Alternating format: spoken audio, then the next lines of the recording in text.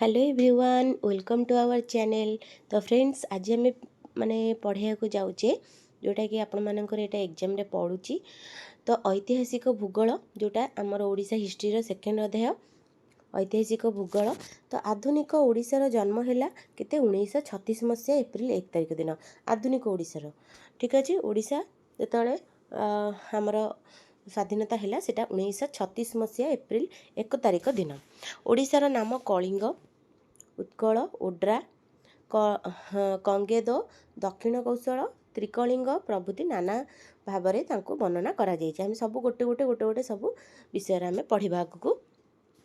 तो यही अध्याय माने यही क्लास रे केवल आम कलिंग विषय पढ़ा देन आउ जितक रहा गोटे क्लास कर बहुत बड़ विषयटा से लगी गोटे यहाँ दुईटा क्लास ही मुझे तापर रहा राजा मानकर शक्ति अनुसार राज्य प्रसारित बा संकुचित होता सेतबले ग्रीक पंडित माने ओरेट्स नामक जो जातिर उल्लेख करिसेंती ताहा संभवतः ओडिशा जाति उद्देश्य रे लिखिसेंती कि ग्रीक पंडित माने सेतबले आसुथिले देखुथिले। तो से जोटा लिखिथिले से माने ता थ्रू ही जना पड़े जे ओरेट्स माने ओडिशा रो लोक माने प्राचीन सांस्कृतिक ग्रंथ से ओड्रा नाम अभिहित करा जायछि का ओडिशार लोक मानकु ओड्रा ही कहा जाए।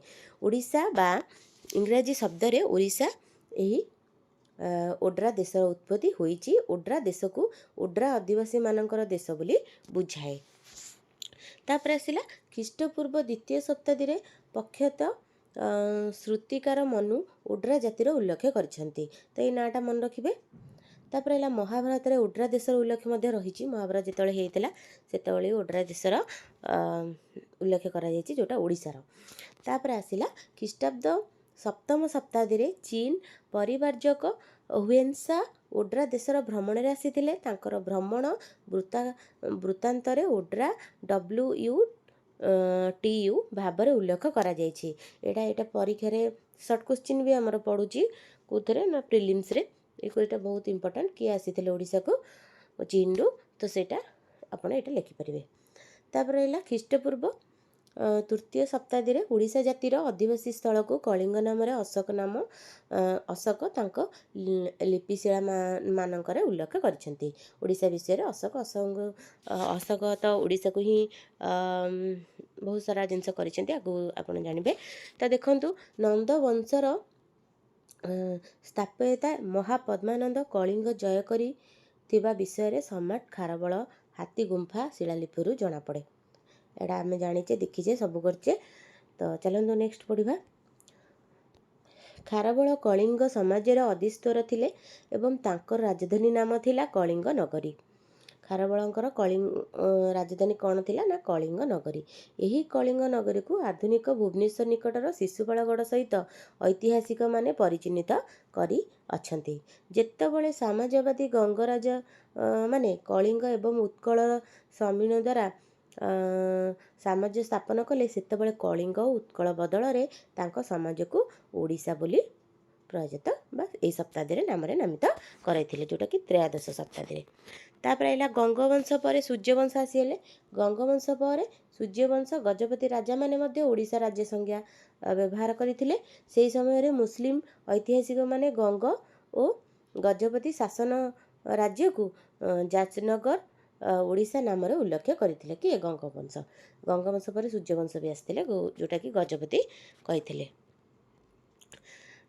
गला एपर्यंत तापर देखिबा मुस्लिम माने तापर आसिले। से समय मुस्लिम माने ऐतिहासिक माने गंग और गजपति शासन राज्य को जाजनगर ओडिशा नाम उल्लेख करथिले। चतुर्दश शताब्दी ठारू विशेषतः महाकवि सारला दास समय रे ओडिया भाषा अंचल को ओडिया नाम नामित कराइले अनेक प्रमाण रही। तापर है त्रेदयती ऐतिहासिक तारानाथ एवं तारानाथ मध्य यह ओड्रीभिसा भाव में वर्णना करते किए ओडीभिसा नाम वर्णना करते ना तारानाथ। एटा ये परीक्षा पढ़ी पार। तापर देखिबा ओड्रा देश ओडीभिसा जाजनगर ओडिशा आज को कर्मश ओडिशा शब्दर उत्पत्ति होइथिला। यही राज्य रे एकदा उत्तर रे गंगा नदी दक्षिण रे बंशीधर नदी पर्यंत माने परिव्याप्त थिला। कोठू ना गंगा नदी उत्तर रे गंगा नदी दक्षिण रे बंशीधर नदी। ତାପରେ ରହିଲା ଏହି ରାଜ୍ୟର ଅନ୍ତର୍ଗତ ଥିଲା ସୁବର୍ଣ୍ଣରେଖା, ବୈତରଣୀ, ବ୍ରାହ୍ମଣୀ, ମହାନଦୀ, ଋଷିକଲ୍ୟା ଏବଂ ବଂଶଧାରୀ ଆଦି ନଦୀମାନେ ଅସଂଖ୍ୟ ତ୍ରାମଲେଖା ମାନଙ୍କର ଉଲ୍ଲେଖ ରହିଛି। ଏବେ ଆମେ ଡିଟେଲ୍ସ ସେତକ ଜାଣିଲେ। ତାପରେ ଆମେ ଜାଣିବା କଳିଙ୍ଗ। ସେଇ ମାନେ ଯେଉଁଟା ଆମେ କହିଲେ ତାକୁ ଟିକେ ଅଧିକ ଟିକେ ବର୍ଣ୍ଣନା କରି କୁହାଯାଇଛି, ଆଉ କିଛି ନାହିଁ। ବୌଦ୍ଧ ଜାତକ ସାହିତ୍ୟ ଓ ମହାଭାରତରେ କଳିଙ୍ଗ ତଥା ତହିଁରେ ଅଧିବାସୀମାନେ ଉଲ୍ଲେଖ କରାଯାଇଛି। କାହାକୁ? ନା କଳିଙ୍ଗକୁ। ମହାଭାରତରେ ବର୍ଣ୍ଣନା ଅନୁସାରେ ଗଙ୍ଗା ନଦୀର ମୁହାଣ ପର୍ଯ୍ୟନ୍ତ ଉତ୍ତର ଦିଗରେ କଳିଙ୍ଗ ବିସ୍ତୃତ ଥିଲା ଓ ଦକ୍ଷିଣରେ ଏହାର ଦନ୍ତକୂର ପର୍ଯ୍ୟନ୍ତ ବ୍ୟାପ୍ତ ଥିଲା। ଏଇଟା ଗୋଟେ ମହାଭାରତରେ ଉଲ୍ଲେଖ କରାଯାଇଛି। ତାପରେ ପ୍ଲିନିଙ୍କ ଅନୁସାରେ ଦନ୍ତକୂର ଗଙ୍ଗା ନଦୀର ଦକ୍ଷିଣରେ 1570 ମାଇଲର ଦୂରତାରେ ଅବସ୍ଥିତ ଥିଲା ପ୍ଲିନିଙ୍କ ଅନୁସାରେ। ତାପରେ ମେଗାସ୍ତେନିଙ୍କ ମଧ୍ୟ କଳିଙ୍ଗକୁ ଗଙ୍ଗା ରିଡମ କଳିଙ୍ଗ ନାମ ଏକ ରେଜିଆ ବୋଲି ଉଲ୍ଲେଖ କରିଛନ୍ତି। କିଏ ସେ? ମେଗାସ୍ତେନିସ୍ତ।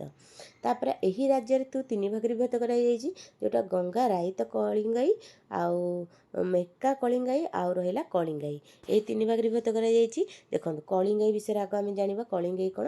ନା କଳିଙ୍ଗାଇ ମାନେ ରାଜ୍ୟ ଗଙ୍ଗା ନଦୀରୁ ଗୋଦାବରୀ ନଦୀ ପର୍ଯ୍ୟନ୍ତ ବିସ୍ତୃତ ଥିଲା ବୋଲି ପ୍ଲିନି ଲେଖିଛନ୍ତି। ସେହି ଅଞ୍ଚଳକୁ କଳିଙ୍ଗମାନଙ୍କର ଦେଶ ବୋଲି କୁହାଯାଏ, ପୁରାଣରେ ବା ବର୍ଣ୍ଣିତ ରହିଛି। ତାପରେ ଆସିଲା ପୁରାଣରେ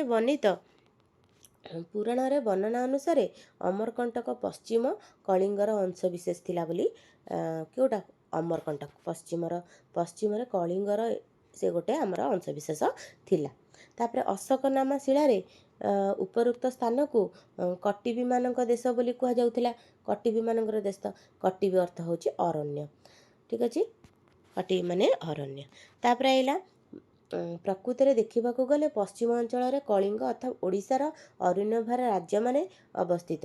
ଏସବୁ ରାଜ୍ୟ ପରବର୍ତ୍ତୀ ଯୁଗରେ ମଣ୍ଡଳ ବା ଅଥବା ରାଜଗଡ଼ ନାମରେ ନାମିତ ହୋଇଥିଲା। ଖାରବଳ ହାତୀଗୁମ୍ଫା ଶିଳାରେ ଲେଖରେ ଏହାକୁ ବିଦ୍ୟାଧରମାନଙ୍କର ଦେଶ ବୋଲି ମଧ୍ୟ କହିଛନ୍ତି। କିଏ ସେ? ବିଦ୍ୟାଧର ଦେଶ କାହାକୁ କୁହାଯାଇଛି? ଓଡ଼ିଶାକୁ। କିଏ କହିଛନ୍ତି? ନା ଖାରବେଳ କହିଛନ୍ତି। ତାଙ୍କର ଲେଖା ଶିଳ୍ପ ହାତୀଗୁମ୍ଫା ଶିଳ୍ପରେ ଲେଖା ରହିଛି। ରାଜା ଲୋକ ବିଗ୍ରହଙ୍କ ଅଣାସ୍ତାମ ଲେଖା, ଯେଉଁଟାକି ଖ୍ରୀଷ୍ଟାବ୍ଦ 600 ଯେଉଁ ଅଷ୍ଟଦଶୀ ବଟିକା ରାଜ୍ୟ ତଥା ଉଲ୍ଲେଖ ଅଛି ତାହା ନିଶ୍ଚିନ୍ତ ଉପରୋକ୍ତ ଅଞ୍ଚଳ ସହ ସମାନ। ତାପରେ ଆସିଲା ଡକ୍ଟର ଭଣ୍ଡାରକର। ପଳେଇଗଲା। ଡକ୍ଟର ଏଠି ଆସିଲା।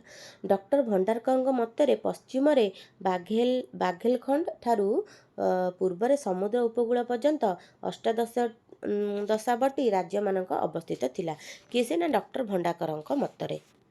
ତାପରେ ହେଲା ହାତୀଗୁମ୍ଫା ଶିଳା ଲେଖା କଳିଙ୍ଗରେ ପୁରାତନ ରାଜଧାନୀ ନାମରେ ପିଥୁଣ୍ଡ ବୋଲି ଉଲ୍ଲେଖ କରାଯାଉଥିଲା। ଏହି ପିଥୁଣ୍ଡକୁ ଟୋଲେମୀ ବର୍ଣ୍ଣିତ ପିଥୁଣ୍ଡ ଓ ଜୈନ ଉତ୍ତରଧାୟୀ ସୂତ୍ର ବର୍ଣ୍ଣନା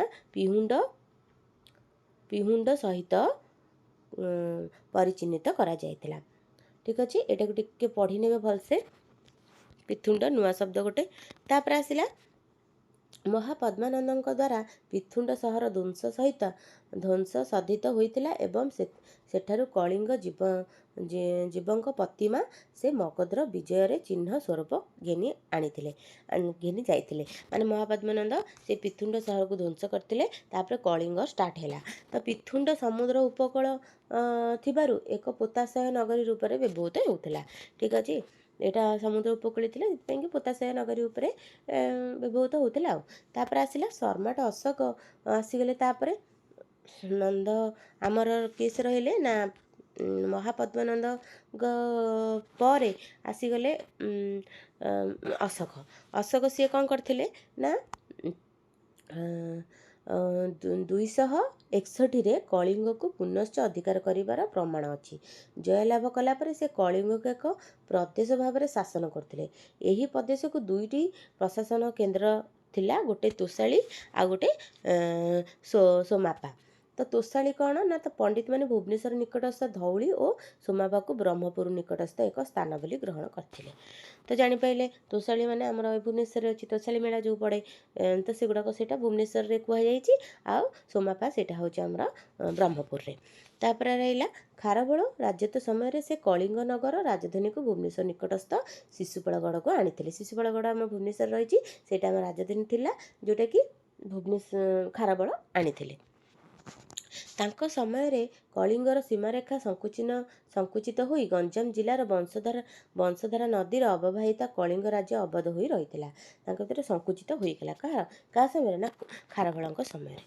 ତାପରେ ଆସିଗଲେ କ'ଣ ଚତୁର୍ଥ ଶତାବ୍ଦୀରେ ମଠର ରାଜବଂଶ ଅନୁକୂଲ୍ୟରେ କଳିଙ୍ଗ ଏକ କ୍ଷୁଦ୍ର ସ୍ୱାଧୀନ ରାଜ୍ୟ ହୋଇ ରହିଥିଲା। କାହା ବେଳେ ନା ମଠର ରାଜବଂଶ। ଠିକ୍ ଅଛି। ତାପରେ କ'ଣ ଆସିଲା ନା ପ୍ରାଚ୍ୟ ଗଙ୍ଗମାନେ ମହୀଶୂର ଅଞ୍ଚଳର ଗଙ୍ଗବାଡ଼ି ନାମକ ଏକ ସ୍ଥାନକୁ କଳିଙ୍ଗ ଆସିଥିଲେ। ତାମ୍ୟ ଲେଖାରେ ବର୍ଣ୍ଣନା ଅନୁସାରେ କାମାନବ ନିଜ ଭାଇମାନଙ୍କ ସହିତ ଗଙ୍ଗବାଡ଼ି ପରିତ୍ୟାଗ କରି ଏକ ଉଚ୍ଚ ରାଜନୈତିକ ଅଭିଳାଷ ନେଇ କଳିଙ୍ଗ ଅଭିମୁଖୀ ଆସିଥିଲେ। କଳିଙ୍ଗରେ ସେ ସ୍ଥାନ ସମୟ ନାମକର ଶିବଲିଙ୍ଗକୁ ମହେନ୍ଦ୍ରଗିରିରେ ପୂଜା କରୁଥିଲେ। ନୂତନ ରାଜ୍ୟ ସ୍ଥାପନା ପାଇଁ ସଫଳ କାମ ହୋଇଥିଲା। ତ କେଉଁମାନେ ଆସିଥିଲେ? ଗଙ୍ଗବାଡ଼ି ତାମ୍ୟ ଲେଖାଙ୍କର ବର୍ଣ୍ଣନା ଅନୁସାରେ କାମନବ ସେ ଆସିଥିଲେ ଆମ କଳିଙ୍ଗକୁ, ଯେଉଁଟାକି ମହେନ୍ଦ୍ରଗିରିରେ ଶିବଲିଙ୍ଗ ଯେଉଁଟା ଅଛି ସେଇଟାକୁ ସେ ପୂଜା ଅର୍ଚ୍ଚନା କରିକି ତାଙ୍କର ଗୋଟେ ସଫଳ କାମ କରିଥିଲେ ଆଉ। ତାପରେ ଆସିଲା ପରବର୍ତ୍ତୀ କାଳରେ ଦଶମ ଶତାବ୍ଦୀର ଗଙ୍ଗମାନେ ଅତ୍ୟନ୍ତ ଶକ୍ତିଶାଳୀ ହୋଇ ସମାଜ ସ୍ଥାପନ କଲେ। ଏଥିରେ ପଦଦର୍ଶକ ଥିଲେ ରାଜା ପଞ୍ଚମ ବଜ୍ରହସ୍ତା। ଏଇଟା ଗୋଟେ ମୁଖ୍ୟଟା ଦେଖିବେ। ପଞ୍ଚମ ବଜ୍ରହସ୍ତା କିଛିଟା ଭୂମିକା ଆମ ଓଡ଼ିଶା ପ୍ରତି ଥିଲା। ତାପରେ ରହିଲା ଅନନ୍ତ ବର୍ମା ଚୋଡ଼ଗଙ୍ଗଦେବ ମହାନଦୀ ଉପତ୍ୟକା ଅଧିକାର କଲା ପରେ ଉତ୍କଳ ଓ କଳିଙ୍ଗର ରାଜନୈତିକ ସମ୍ମିଶ୍ରଣ ହୋଇଥିଲା। ନିଜ ବାହୁବଳରେ ପ୍ରତିଷ୍ଠିତ ରାଜ୍ୟକୁ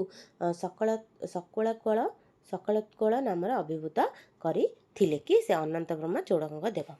ତାପରେ ଖ୍ରୀଷ୍ଟ 1435ରେ ଗଙ୍ଗ ଶାସନର ଅବସାନ ପରେ ସୂର୍ଯ୍ୟବଂଶ ଆସିଗଲେ। ସୂର୍ଯ୍ୟବଂଶ ଗଜପତି ବଂଶର ଅଭିମୁତ ହୋଇଥିଲା। ସେମାନେ ଯେଉଁ ଗଙ୍ଗ ସମାଜର ଅଧିକାର ଥିଲା ତାହା ଓଡ଼ିଶା ରାଜ୍ୟ ନାମରେ ଖ୍ୟାତ କରାଇଲେ କି ସେ ସୂର୍ଯ୍ୟବଂଶ। ତାପରେ ଆସିଲା ଗଜପତିମାନଙ୍କର ପତନ ପରେ ଖ୍ରୀଷ୍ଟ 1568ରେ ଓଡ଼ିଶାର ସ୍ୱାଧୀନତା ଲୋପ ପାଇଗଲା। କାହିଁକି ପାଇଲା ଦେଖନ୍ତୁ, ଆଗକୁ ଦେଖିବା। ଖ୍ରୀଷ୍ଟପୂର୍ବ 1590ରେ ମୋଗଲ ସେନାପତି ମାନସିଂ ଆକବରଙ୍କ ପାଇଁ ଓଡ଼ିଶା ଅଧିକାର କରିଥିଲେ। ମୋଗଲମାନେ ଯେଉଁ ଶାସନ ନୀତି ପ୍ରଚଳନ କଲେ ତହିଁରେ କଳିଙ୍ଗ ଦଣ୍ଡପାଟ ନାମରେ ଏକ ରାଜତ୍ୱ ମଣ୍ଡଳ ଗଠିତ ହୋଇଥିଲା। କିଏ ସେ କଳିଙ୍ଗ ଦଣ୍ଡପାଟ ନାମରେ ନାମିତ କରିଥିଲେ? ସେ ହେଉଛନ୍ତି ମୋଗଲମାନେ ଆସିଥିଲେ। ତାପରେ ଆସିଗଲା ଖ୍ରୀଷ୍ଟପୂର୍ବ 1750ରେ ହାଇଦ୍ରାବାଦର ନିଜାମ ଉକ୍ତ କଳିଙ୍ଗ ଦଣ୍ଡପାଟକୁ ଚିକାଗୋ ସରକାର ଏକ ଅଂଶ ଭାବରେ ଫରାସୀମାନଙ୍କୁ ପ୍ରଦାନ କରିଥିଲେ। କିଏ ସେ? ନା ହାଇଦ୍ରାବାଦର ନିଜାମ ଉକ୍ତ କଳିଙ୍ଗର ଦଣ୍ଡପାଟକୁ ଚିକାଗୋ ସରକାରଙ୍କୁ ଏକ ଅଂଶ ଭାବରେ ଫରାସୀମାନଙ୍କୁ ପ୍ରଦାନ କରିଥିଲେ। ତାପରେ ଖ୍ରୀଷ୍ଟପୂର୍ବ 1759ରେ ଇଷ୍ଟ ଇଣ୍ଡିଆ କମ୍ପାନୀ କର୍ତ୍ତୃକ ତାହା ଅଧିକାର କଲେ ଓ ମାନ୍ଦ୍ରାଜ ପ୍ରେସିଡେନ୍ସି ଅଧୀନରେ ପ୍ରଶାସିତ ହେଲା। ତ ଏତିକି ରହିଥିଲା ଆମର କଳିଙ୍ଗ ବିଷୟରେ ଆମେ ଜାଣିଲେ କେମିତି କ'ଣ ପତନ କେତେବେଳେ ଘଟିଯାଉଛି, କେତେବେଳେ ଅଧିକାର ହରେଇ ବସୁଛି, କେତେବେଳେ ସ୍ୱାଧୀନତା ହେଇଯାଉଛି, ଏମିତି ହେଇ ଆମର କେବେ ସ୍ୱାଧୀନତା ପାଇଲା ନା 1936 ମସିହା ଏପ୍ରିଲ 1ରେ ଆମ ଓଡ଼ିଶା ଜନ୍ମଗ୍ରହଣ କଲା, ଯେଉଁ ସେବେଠୁ ଆମେ ସ୍ୱାଧୀନ ହେଇ ଅଛେ। ତ ଯଦି ଭିଡ଼ିଓଟି ଭଲ ଲାଗିଛି ନିହାତି ଲାଇକ୍ କରିବେ, ସବସ୍କ୍ରାଇବ୍ କରିବେ, କମେଣ୍ଟ କରିବେ। ଆଉ କିଛି ଭିଡ଼ିଓ ଦରକାର ଯଦି ତ ରହିଲା ଆମର ଏଇଟା ଫାର୍ଷ୍ଟ କ୍ଲାସ୍ ଥିଲା ଏଇ ବିଷୟର, ଏଇଟା କ୍ଲାସ୍ 1, ଆମର କ୍ଲାସ୍ 2 ଆସିବ। କ୍ଲାସ୍ 2ରେ ଏଇ ବିଷୟଟା ସରିଯିବ। ଏମିତି ହେଇକି ବହୁତ ବିଷୟ ଅଛି ଆମର ଓଡ଼ିଶା ହିଷ୍ଟ୍ରି, ମୁଁ ଟୋଟାଲ୍ ପଢ଼େଇ ନେବି। ତ ଭିଡ଼ିଓଟି ମୁଁ ଏଇଠି ଏଣ୍ଡ କରୁଛି। ଯେଉଁମାନଙ୍କୁ ଭଲ ଲାଗିଛି ସେମାନଙ୍କୁ ଏତିକି ରିକ୍ୱେଷ୍ଟ, ସବସ୍କ୍ରାଇବ୍ କରିନିଅନ୍ତୁ। ଆହୁରି ବହୁତ ଭଲ ଭଲ ଭିଡ଼ିଓ ଆପଣମାନଙ୍କ ପାଇଁ ଆସିବ। ଆଉ ଯେଉଁମାନେ ଦେଖିଛନ୍ତି ଆଉ ସବସ୍କ୍ରାଇବ୍ କରିଛନ୍ତି ସେମାନଙ୍କୁ ବହୁତ ବହୁତ ଧନ୍ୟବାଦ। Thank you.